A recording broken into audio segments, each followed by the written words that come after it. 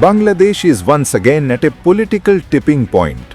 Protests on the streets, pressure within the establishment, and now a return that could change everything. The big picture is Bangladesh is descending into chaos, as you said, violence and anarchy, where the government is not able to stop violence by people who want to settle their quarrels by resorting to violence.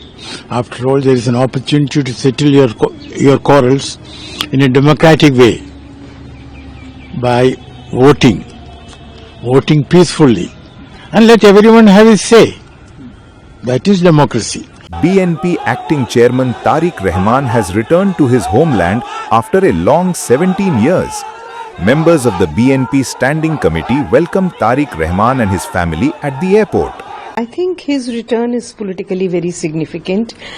He has been away for a very long time, and because Begum Zia herself was not well, he has been managing the party quite well. I mean, right after the ouster of Sheikh Hasina's government, we saw that Tariq Zia was able to consolidate the political support for the party, and even though he was doing it online and through various new technologies that are available, he was able to keep the party with him. So his coming back at this stage, when there is so much violence in Bangladesh and the country is literally being torn apart between various ideological views, it is expected that he will bring back some semblance of political stability, and maybe he will be able to consolidate the centrist forces which are there in Bangladesh, because the main concern now is the rise of right wing and what the right wing has been up to.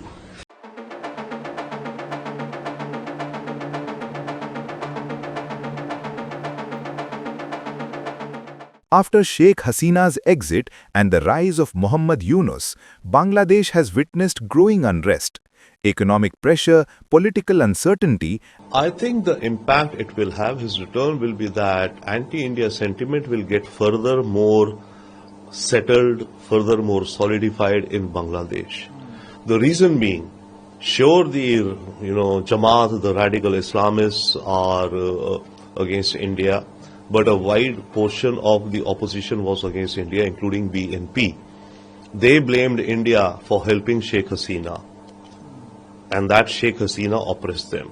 So BNP will also take an anti-India stance. At this point of time, no party in Bangladesh can afford to take even a neutral stance to India.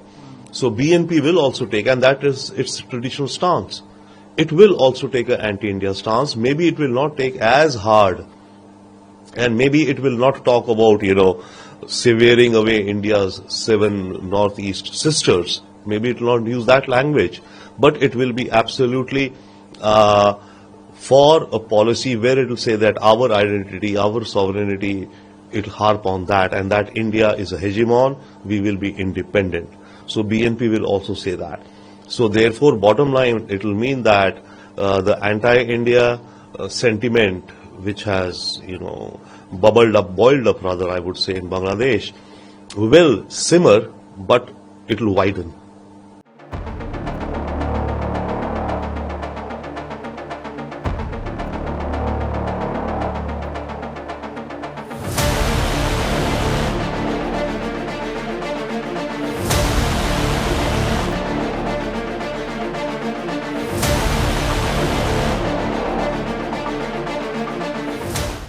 Eastern part of India, called Seven Sisters.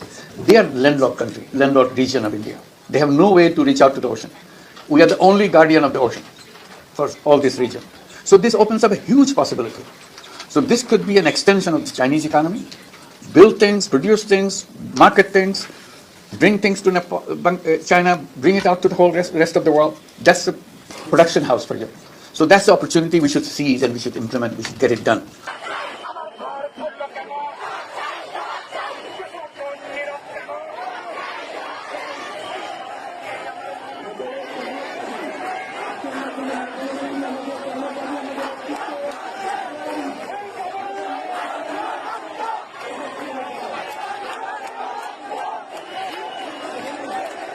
With protests intensifying and criticism mounting, questions are now being raised about Yunus's position weakening.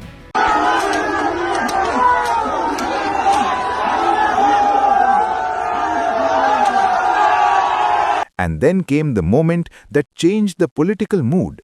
BNP acting chairman Tarique Rahman has returned to Bangladesh after 17 years. The returning of the BNP acting vice chairman will not solve the problem of Bangladesh actually. Ultimately, it will facilitate the one-sided election. It will establish the fascist politics continuation. So I think and also, he is convicted criminal in the 21st August grenade attack on 2004. And he bypassed all sort of judicial process. So it is actually a backdoor deal between the illegal government and BNP Jamaat alliance to facilitate the one-sided election.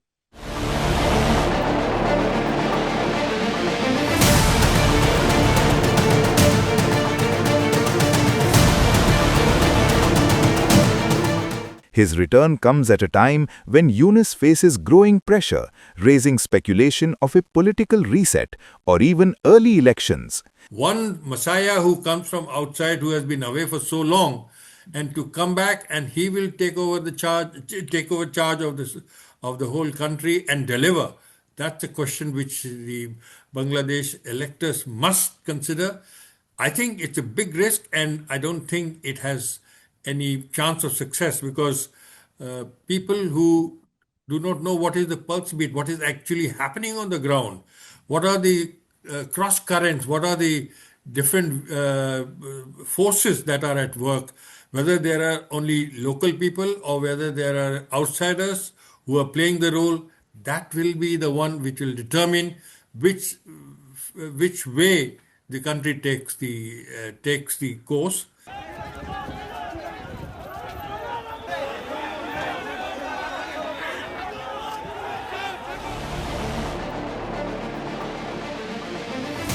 Is this the beginning of a new political chapter in Bangladesh, or just another moment of uncertainty in a nation searching for stability?